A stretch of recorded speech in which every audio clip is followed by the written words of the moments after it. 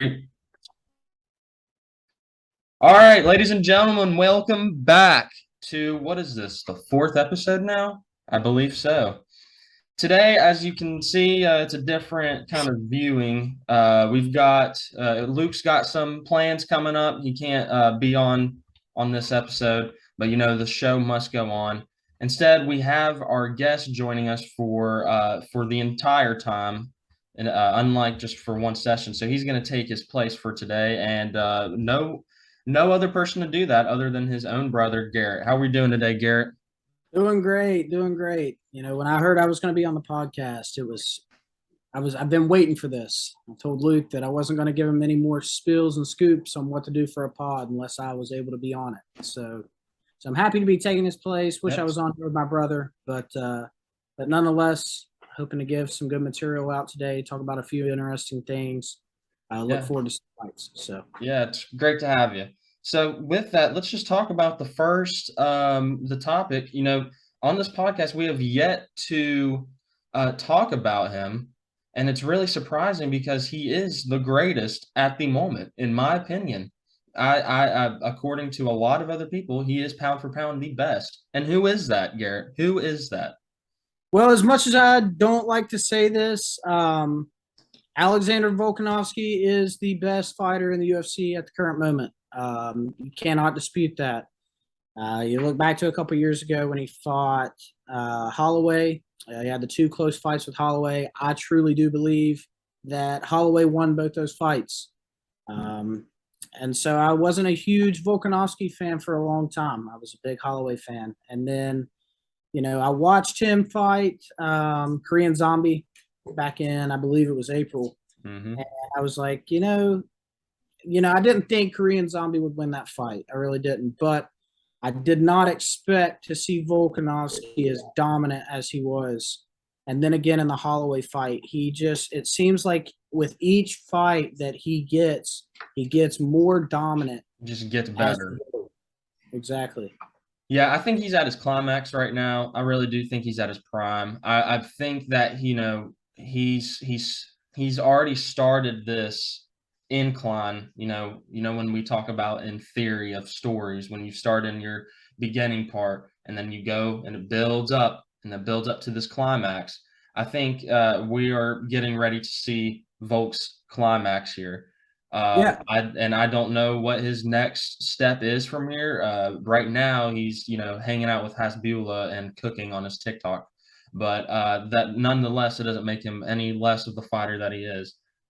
So yeah, I mean, there's no, especially with Usman losing. I mean, there is no other person that I would put in that number one thing. So if that's all we're going to talk about with Volkovnaski, well, this kind of ties into it. What does he do next? Does he move weight, or what does he do? But you look at a guy like Volk, and I believe he's 33 years old. Okay, so you talk about him like he's in his prime, and I agree with you. I mean, you can't dispute that after his past couple fights, he's just gotten stronger and stronger. So maybe he very well is in his prime, and if that's the case, he's basically cleared out 145 at this point. You got Holloway, Holloway has He proven to dominated be that fight the third time. yeah, and Holloway's proven to be one of those guys where he's kind of a gatekeeper in that division. He is the number one guy. He can't win And a title. He's the number one once guy. you break that, then like what else is there to do? I don't Well, know. I don't know. yeah, I mean, you could look at a fight against a Josh Emmett type deal. I think that fight could be interesting. Um, but the UFC is all about telling stories, and Volkanovski has outwardly expressed that he wants to move up. He wants to move weights. He wants to make that climb to 155. And he's a smaller guy, but man, he is built. He is jacked. I think In at his 155, rugby days, and tell me if I'm wrong, wasn't he like walking around at 200 pounds in his he was a rugby big days? guy. I He mean, was a that big is absolutely ridiculous. Yeah, he was a big guy, and so I think that the move to 155 could work. You see it, and I think we're going to talk about with a couple of these guys that we're going to talk about moving weights, and with a couple of these guys, talking about moving weights and guys that have moved weights in the past, it doesn't always work out how they think it will. They think that they're so Yeah. dominant at a weight class that they can move up a challenge for the belt against a good guy that they think that maybe they hold some prestige over, and it just doesn't work out like So that. let's go over some pros and cons. What are some examples of the possible like the pros of this? And then what are some of the downfalls? Let's talk some examples. Okay. So example wise, you talk about the history of moving weights. Yes. You see a guy like uh, most recently, I mean, not most recently, but Conor McGregor did it. Um, he made the similar move, the same move. He was a double champion at feather and lightweight. But he beat guys like Chad Mendez and Jose Aldo for featherweight belt. And as good of fighters as they are, and I'm about as big as a Jose Aldo fan as it gets. These guys were what the UFC likes to refer to as gatekeepers at this point. They are the champs. They're still in their prime, maybe starting to age a little bit. I don't think that Volkanovski is going to see that same kind of challenge when he bumps as McGregor did when he bumped up to go to lightweight. He fought Eddie Alvarez, right? This is not the same kind of fight. You're talking about a guy in Volkanovski that if he jumps to 155, he's more than likely going to be fighting Charles Oliveira. More than likely, correct. Um, you know, depending on, if Oliveira wins that fight, there's been a lot of talk about McGregor coming out of the woodworks to take that fight. And I know you guys have previously talked. I don't necessarily agree that McGregor deserves that title fight. Correct. Oliveira 1000% deserves that McGregor pay for a fight. If McGregor doesn't bite, which, he's a tough character to crack. He's posting these videos doing whatever. And now apparently he's calling out Hasbulla. So, there's no telling what Conor McGregor's up to. So if McGregor doesn't bite on that fight, I think this is a fight to make. I think that Volkanovski and Charles Oliveira, that's a fantasy fight that I can't name 3 UFC fans that I know that wouldn't want to see that fight. Yeah. I really can't name one that wouldn't want to see that fight. Yeah, you're right. I would like to see that fight as well. It just two dominant fighters. You've got Volk, who's pretty advanced in about every single MMA category that you can think of. His striking is, obviously kept up with Max Holloway last time, and Max Holloway was known as the, best boxer in the UFC. And he pieced him up too. So when you're taking a fighter that's really good in this in all these different regions, and then putting him with someone who's technically slight heavier, but extremely has very good clutchness, has very good what I would call from the UFC game health. Right, he has very good health. He has very good coming back from being knocked down or something. And extremely, what is he, 3rd-degree black belt, Charles Oliveira? You're going to put him, it's something like that. You put them both together. I find that an interesting fight. But what if Islam wins somehow out of the blue? What if Islam wins? What if, what is that looking like? Does Volk still move up? I think if you're Dana White, that gives you a lot more to work with. If Makhachev wins, and I'm rooting for Islam Makhachev.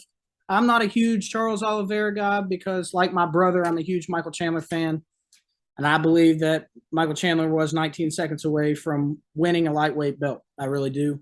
So I'm not a huge Charles Oliveira guy, but you cannot deny that he is pound for pound one of the best in the UFC. But I think it gives Dana a lot of choice if Islam wins that fight. I think that Volk maybe second guesses jumping up in weight, not because he's scared of Islam, but because I think he's really chasing a Charles Oliveira fight. See who is pound for pound the best. So if Makhachev wins, if he goes back, if Volk goes back to 145, you got to see how it all plays out. I'd like to see him fight Josh Emmett at 145. I think that'd be a good fight.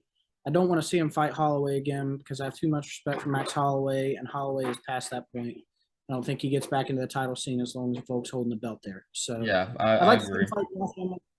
And then, at lightweight, I think Oliveira's at the point where he probably warrants an immediate rematch.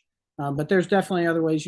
You see that's not always the case in UFC. So there's a couple different routes they could go there. There's so many guys at 155 that they could give a title opportunity to. Yeah. So I think you hit that right on the spot.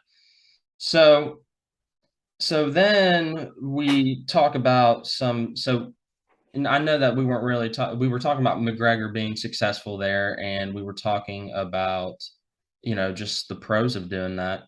But, what if, for example, Izzy thought that he was, just top dog, goes up and just gets absolutely embarrassed by Blachowicz.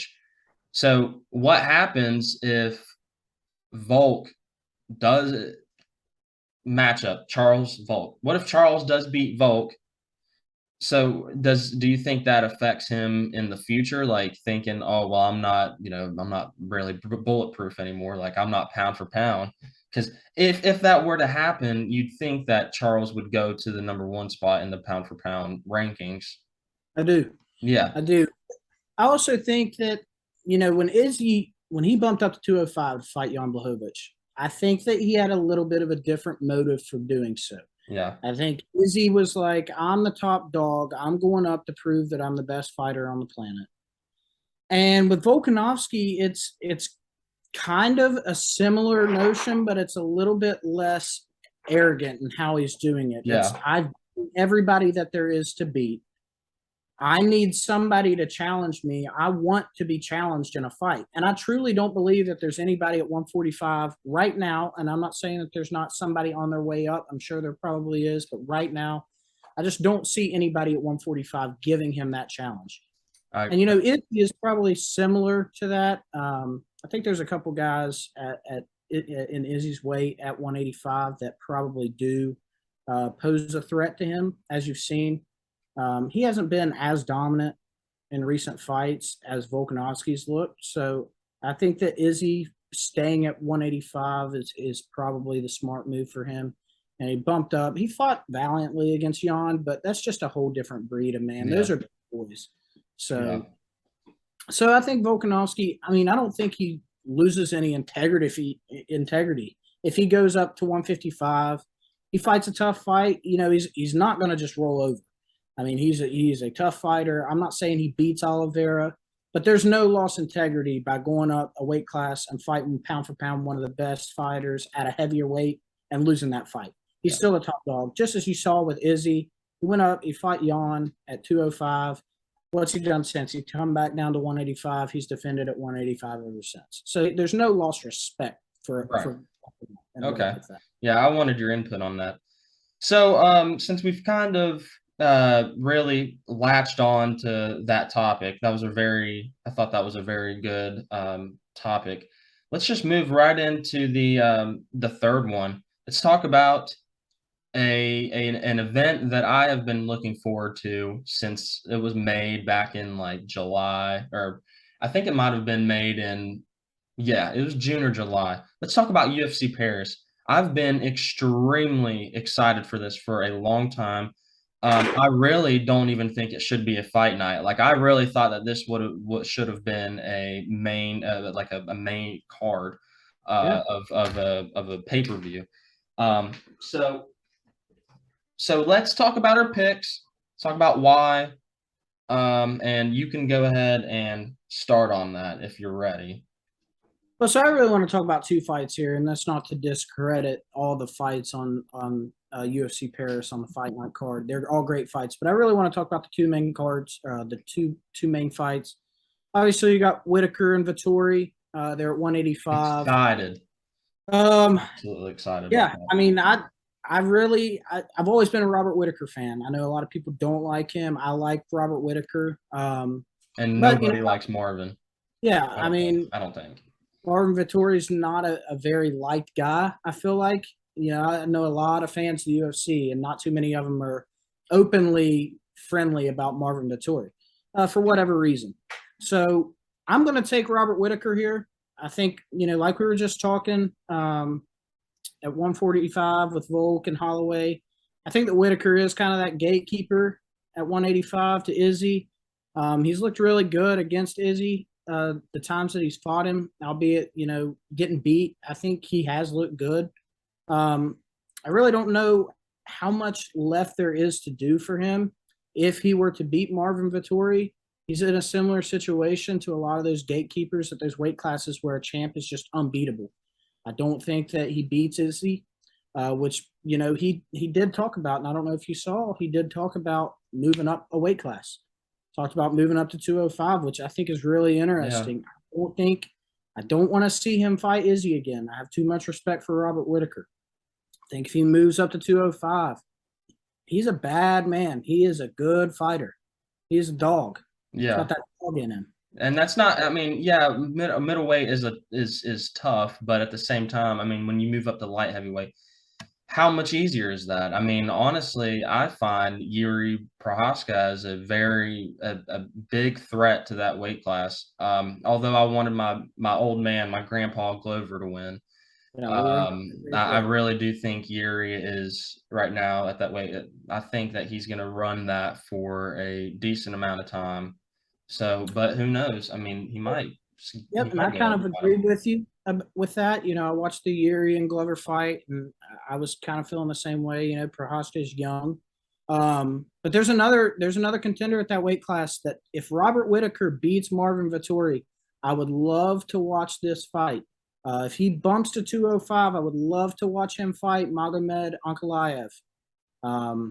That fight was in Dallas back in July. Me and Luke actually went to that fight. Fighting Anthony Smith, Lionheart. Anthony was an aging guy. He's kind of a protector of that weight class. Young and upcoming guys try to fight him to gain some notoriety. Anthony ended up, I believe it was breaking his leg or his ankle in that fight. But man, Ankalaev's pressure was something to be seen. So I think that Whitaker, if he wins, he should consider going to 205. I don't think he beats Izzy. I think he can go up there. He can fight. I mean, he can fight with Ankalaev. That's a big guy. Whitaker's a big guy naturally. But back to UFC Paris, I'm taking Whitaker. I'm taking Whitaker decision. So, what about you? Well, I was actually going to run through the main card real quick, but we can shorten it up. I'm going to go with Whitaker as well. I think, however, I know that Marvin is very disliked around the UFC community. He's from Italy, if you didn't know. And them in France really, I think I'm not very experienced on Europe's friendliness among each other's countries. But you got someone from Australia or New Zealand. Yeah, it was Australia. And then you've got someone from Italy, and they're going to Paris. Who do you think that the home team's advantage is going to go to? Marvin. However, I don't think Marvin is in Robert's his spot. I really don't think that Marvin has a chance here. I mean, the odds aren't, the odds are like not that they're decently close. But I've got Whitaker. So then we move on to the main event, which I mean, everybody's excited for this one. So what you got? Yeah, I mean, everybody wants to root for Bam Bam, right? Tuivasa, he's the fun guy. He has the qualities kind of like a McGregor or any kind of star in the UFC. He has that thing about him. He's got knockout power.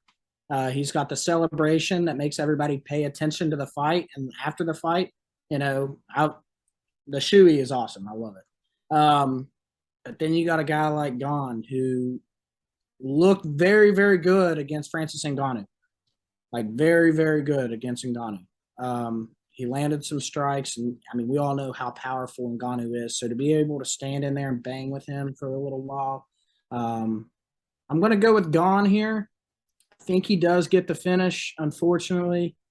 Tuivasa's, I mean, I'm not sure of his age. I think he's got a lot of time to climb the ladder again. and not saying that a loss to Gon He's gonna knocks set him him way, down bad. I don't think so either. but I'm going with Gon here. I think he does get the finish. So yeah, this is the second time that they're gonna put him in the home disadvantage. As you know, he fought in Houston against Derek Lewis. Derek Lewis is not impressing me right now. I know that his last fight was a very early stoppage, but I don't care. You can't let it get like that.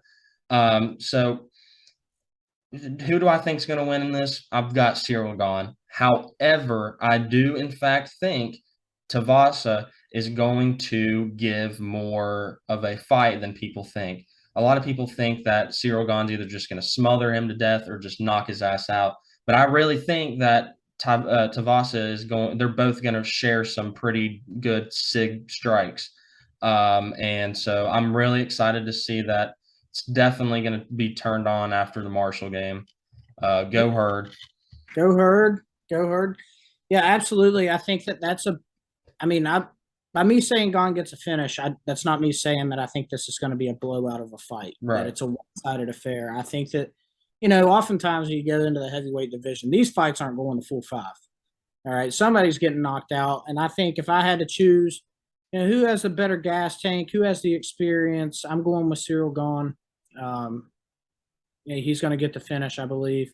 Would I be upset if Tuivasa pulls something out? I mean, he's definitely got the power to do it.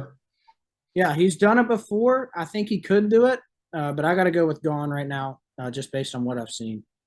All right, so now we're going to move on to our fantasy picks. We're going to run through this real quick. Honestly, you literally told we were talking about it earlier in the light heavyweight division, and I already had this fight picked out like before we got on this Zoom meeting, okay? And it involves a fighter that you just mentioned. I wanted Magomed Ankalaev. Is that how you say his name, right? Yeah, Ankalaev. Okay. And I wanted him, and I wanted Jan to go at it. I think I wanted that to happen. I think after his fight with in Dallas, right? Or Austin. Smith. Yeah. He beat Anthony Smith, and it wasn't close. So I really think Magomed is moving up, and I really do in fact think that he's pushing everybody to get better. To start really like saying, hey, like this weight class really isn't as a pushover as you guys think it is now that John is gone. You know what I mean? So I'm excited to see that. I agree. That'd be awesome. And like I said, me and Luke were in Dallas for 277, and Ankalaev won. And in his post fight conference, he said, "How many fights do I need to fight to get a title fight?" He's a good fighter. I believe he's undefeated. I think he's undefeated, but regardless, he's got a point.